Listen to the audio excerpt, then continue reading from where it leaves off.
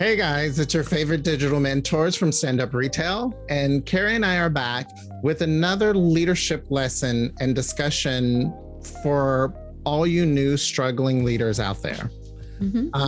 Many times, people who are either brand new to leadership, they're new to their role, or to a team, or even leaders who are just simply struggling with others doubting their skills, which that happens a lot, or their abilities in their roles. They feel the need to choose like a certain type of leader or make a big change in the leadership style that they have.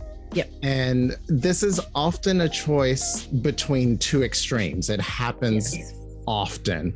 So today, Karen and I want to discuss 5 choices in leadership styles and go through like some of the pros and cons and some of the pitfalls that come with each one of them.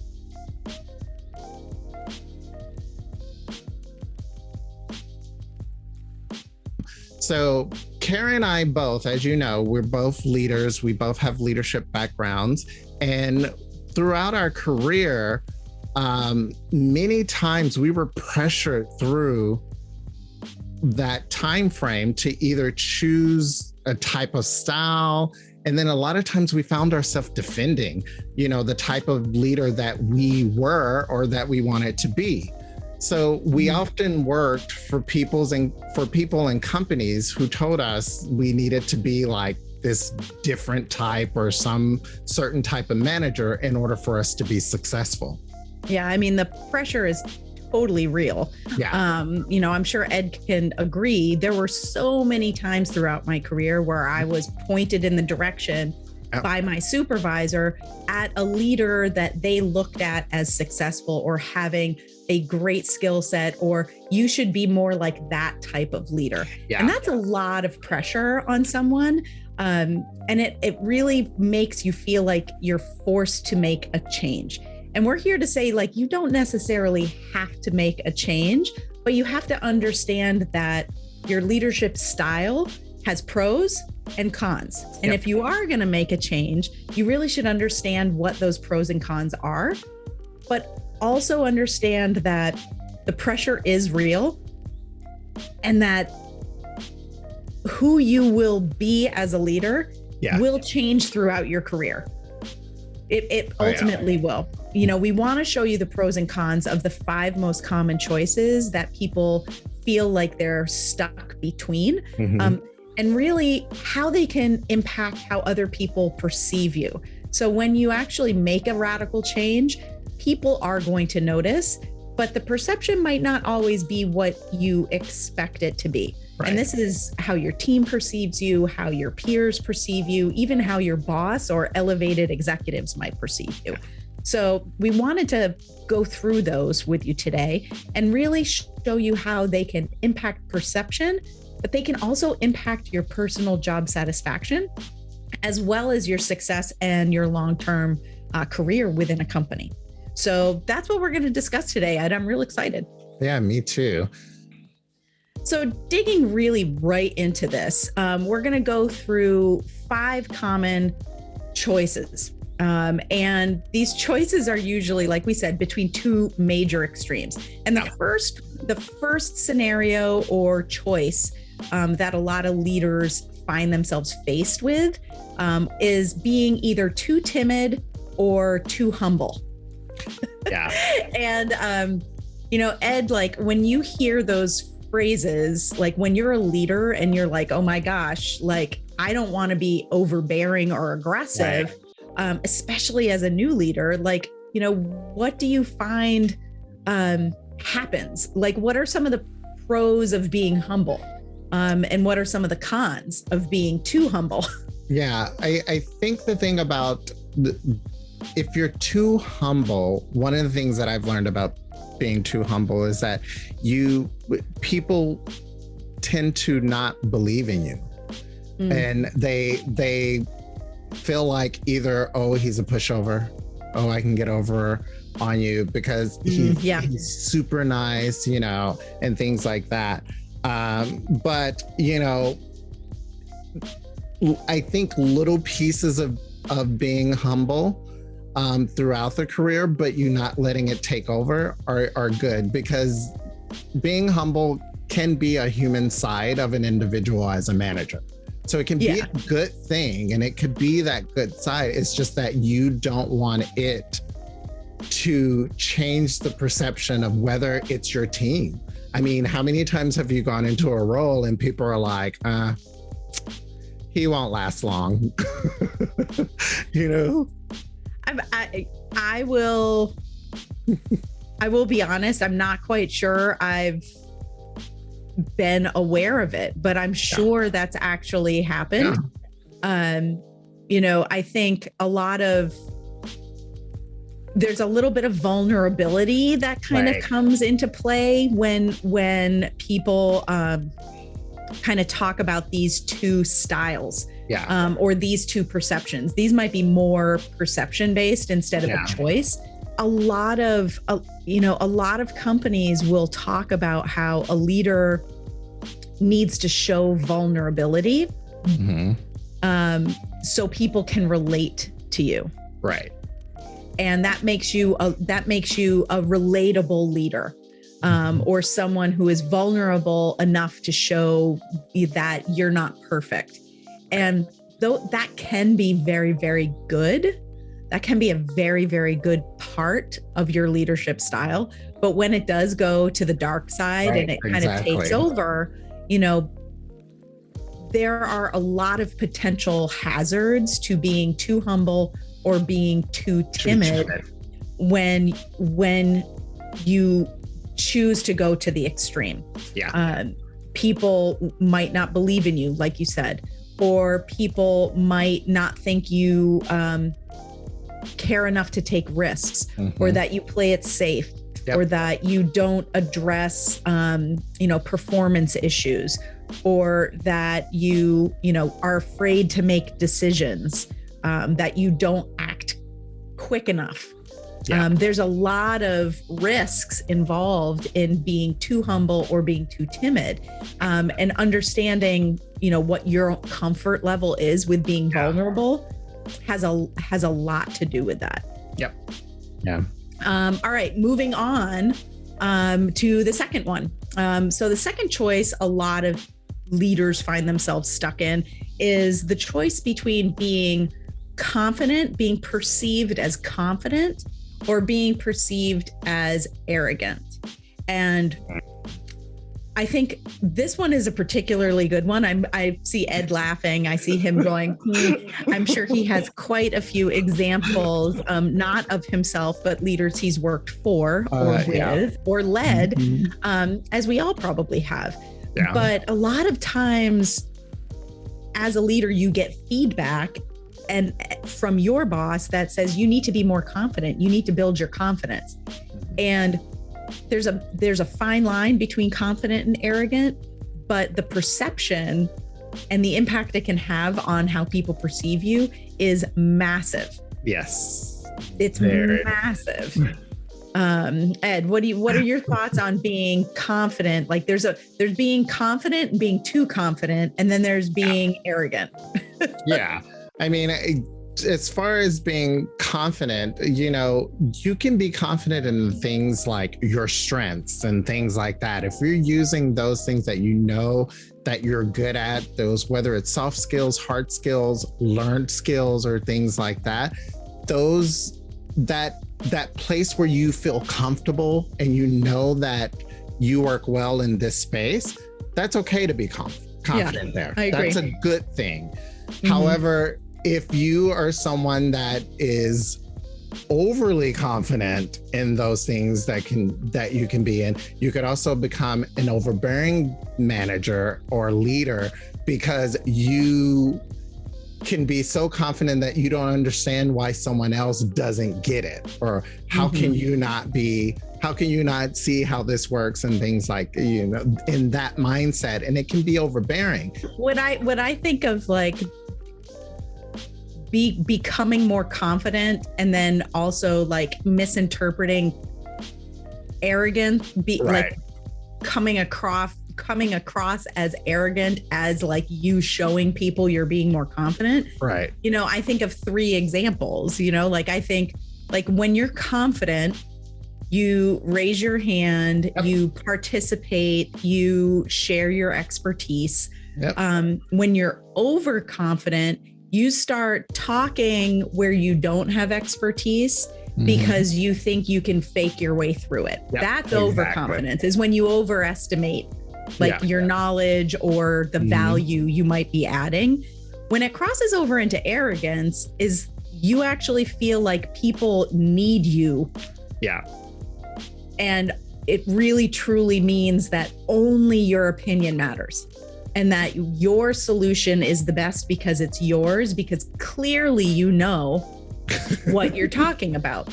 A lot of the confidence versus arrogance is how you present yourself. You can fall back on your communication skills, but you know, this one's particularly tough for leaders who are struggling. Yeah. Because leaders who are struggling are often told, you need to participate more. You need to be more confident in your skill set, or you need to build your skill set because you're not confident enough. Yeah. And a lot of that, this is where I found people would point to another person and say, you need to be more like that person. Yeah. Yep. And a lot of times I was like, yeah, but that person's just full of BS. Like that's all hot air. Like that person doesn't know what they're talking about. Yeah. Why would I want to be like that? So it's really important to kind of understand the difference between being confident and coming across confidently. Yep. Versus coming across as arrogant, because if you go down that arrogant route, like the perception of you is going to fail. Right. You know, that's a really good and tough line. That a lot of people walk. So because it's so close. They're very those are so close. Yeah. You can like easily fall to the other side if you're not very careful. Easily. Very easy. Yeah. The third choice that this one is particular for, I think this is really relevant for brand new leaders, people who've never been in leadership, who all of a sudden find themselves leading others, right? It's the choice of being liked or being tough. And this, like, I think a lot of brand new leaders ask themselves this, like, oh my gosh, how do I want people to think of me when I show up? Right. But at the same time, when you're having expectations setting like your boss is having expectations setting conversations with you, chances are you're going to start to feel a lot of external pressure around this, because they're either going to say, you need to connect with your team fast, learn who they are, build relationships so you can turn around these results. And that can often be misinterpreted as, okay, I just need to be nice to everybody so they like me and we can start working. Or they're going to say the exact opposite. What's the exact opposite, Ed?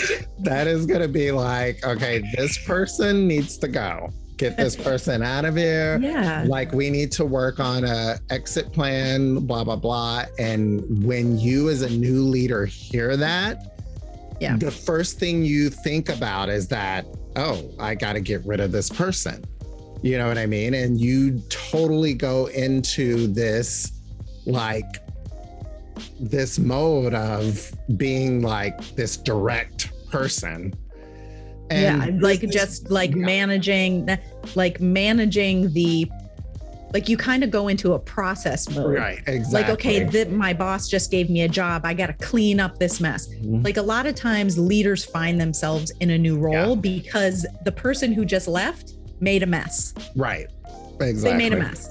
And like, you're looked at as trying to, like, you have to fix the mess, and I think, those two choices are really tough for new leaders.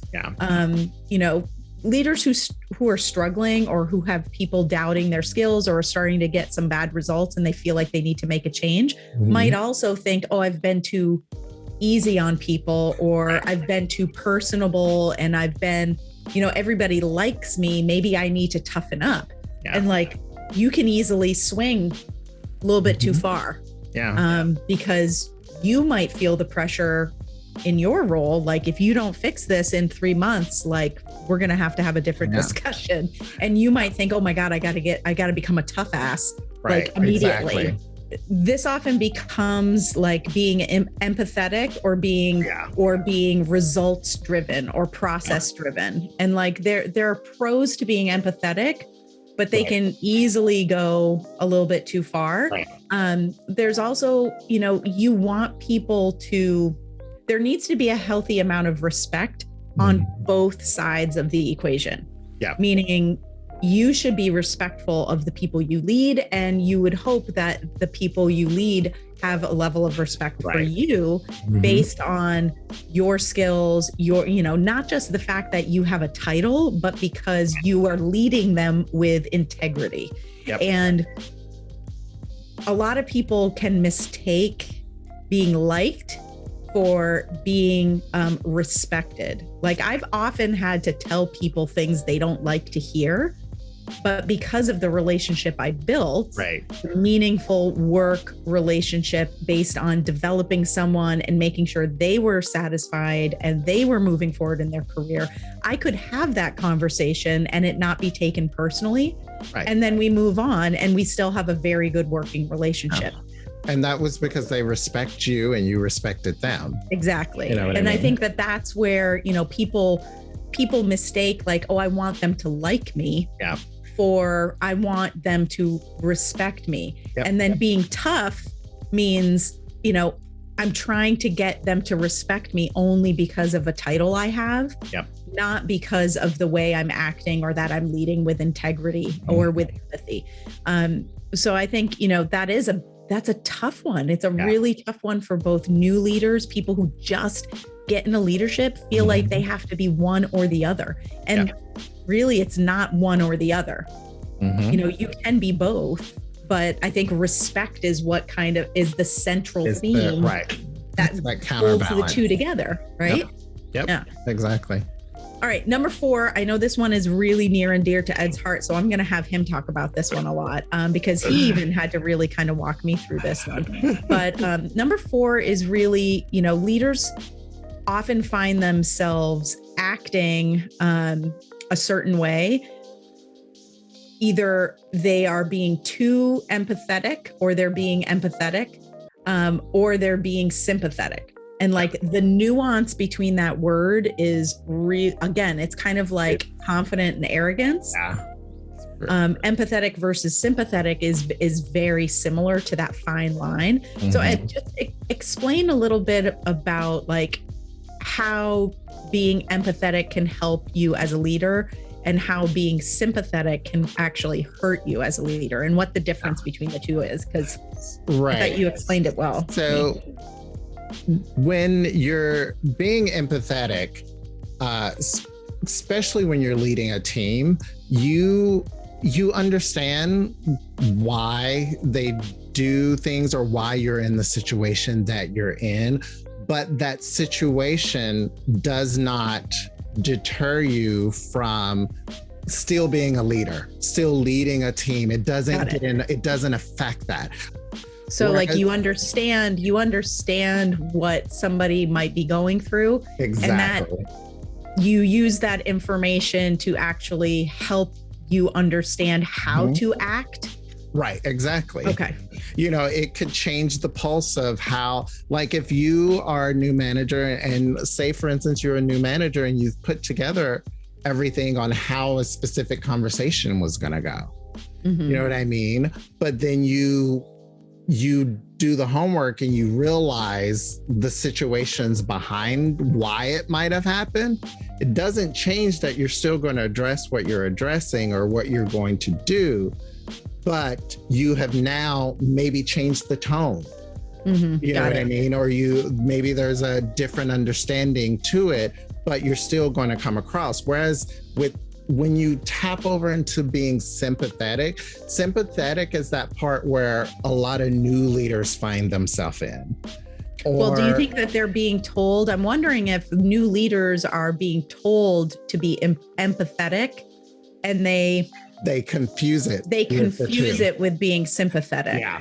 And it's possible because when you get into, because they're exactly the same, they really are the same thing. But sympathy is where you take into consideration all the circumstances that of the situation or whatever that it is that this person has chosen to do, but you use it and you take pity. And it influences you to not take action. To not take action on something. And that's where a lot of new leaders will find themselves in, between being empathetic and being sympathetic. So that's why like that one was really near and dear to my heart, because it was a lesson that I had to learn early on in my career. I knew what empathetic meant, but when you're leading a team, I found myself allowing things a little bit longer than it should have been. And it wasn't, and in my mind, I'm being empathetic. I'm understanding. I get it. I know the situation. So I understand. And I found myself explaining it to my leader, to the person I reported to that way. And it took me like doing that, explaining it to someone, and someone actually saying back to me, are you having sympathy? Or are you being empathetic? Yeah, I think that's a really good example, because I think what tends to happen is that, you understand a situation and you can be empathetic, but if that influences, if your understanding of another person's situation impacts your ability to leverage accountability, then you might not actually be being empathetic. You might be being sympathetic and allowing, poor performance or tardiness or team impact or, like creating a semi-hostile work environment to be prolonged, which is not good for your entire team. I think even struggling, I know you said that this is particularly tough for new leaders or people who are just getting into leadership, because they might misinterpret or think they're being empathetic, right? But they're actually being sympathetic and giving somebody a pass. Like, I think for struggling leaders, a struggling leader might not even realize they're being sympathetic, because a lot of times it's leaders who are struggling with long service employees making changes. Right. Yeah. A lot of leaders end up struggling to lead through change because they have long service employees who work under them, who have either, like grandfathered, accommodations or like there's all sorts of reasons why a long service employee might expect sympathy versus empathy. And as a struggling leader, you have to kind of step back and say, okay, am I being empathetic? And I'm having my understanding help me actually address it the right way for this particular person? Or am I being sympathetic and I'm just letting this go? Because, they're in a rough place, or, this is only the second time, this has only happened twice, or they've been here for 30 years. Or they've been here for 30 years. Yes, exactly. So I think it's also very valid for, this is probably one of the places where I had to defend the type of leader I was. And, that a lot of my conversations or my more heated discussions with my supervisors really fell into this, am I being empathetic or am I being sympathetic? And, I found that what I needed to learn was that even though I was being empathetic and taking action, I still may not have been moving quick enough. Yeah. And that, that is another piece of feedback that a lot of new leaders hear or struggling leaders hear, is that you're not moving quick enough. And, you have to really understand you can be empathetic and move quickly. It just means that you need to have a really good plan, plan out your conversations, document your conversations, and really understand what the outcome is. And you probably need to set yourself a firm timeline. Yeah. Exactly. Because timelines otherwise are important. You run the risk of it tipping into that sympathy, that sympathetic side, and it just goes on too long, and it looks like you're making excuses and not addressing performance, or not holding people accountable, or not addressing an issue. Okay, the last one we want to talk about, we've kind of been building up to this one, is a choice that a lot of leaders, whether they're brand new leaders, they may not have had to do this before. But if you're a struggling leader, by all means, you probably have heard this mantra in the past, is the choice that leaders are often faced with when they're having to address performance. And it generally is making a choice between coaching somebody up and out of a slump, or improving behaviors or results, or just taking the quick fix and coaching them out. And so Ed and I really wanted to tackle this. This is an entire episode that, we have planned out in the near future, because it's so in depth, but really it's the difference between a quick fix of coaching somebody out, or something, or the invested solution, which involves you need to invest the time, and it's going to take a little bit longer. Ed, what are the pros and cons, of coaching up and coaching out? Well, definitely. Well, to your point, like you said, when it comes to coaching up, it's whether, if you're looking at that long-term investment, is it really there, or a quick fix? So are you really just trying to, this isn't going to work. I don't have time to look and see what this person has, or how I can fix it, or how I can help them develop it. They've been here. They were here before I got here. They still don't have it. So, let's just, let's coach them out. Or, you, especially someone being a new leader going into it, do you go in and say, you know what, let me be objective about this. Let me look into why this person doesn't have X, Y, and Z. And if it's something that I can develop and give to them. If it's something that you go in and you've observed and you put the homework in, and you see that it's not there, or it can't be done, then you start working on the process. That's different than trying to, that's a different type of coaching out than trying it to be a quick fix. And a lot of times when it comes to the quick fix, this is that point that we talked about earlier, where you find someone that says you need to get them out of here. And you go into the process of trying to coach someone out.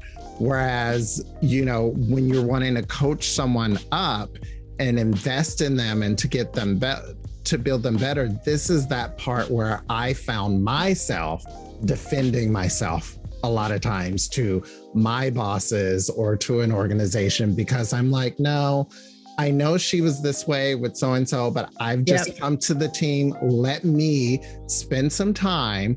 I give myself to, and to your point, is knowing when there is an endpoint. You need to have an endpoint. There needs to be a point to say, we need to be at such and such level at so-and-so.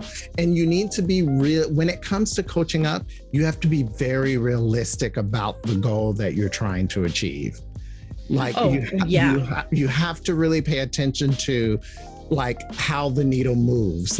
You can expect you to go in to invest in someone to coaching them up, because that's another pitfall, that when someone goes into trying to coach someone up, is if they don't see the result when they think it should be, they're like, okay, it's done. It didn't work.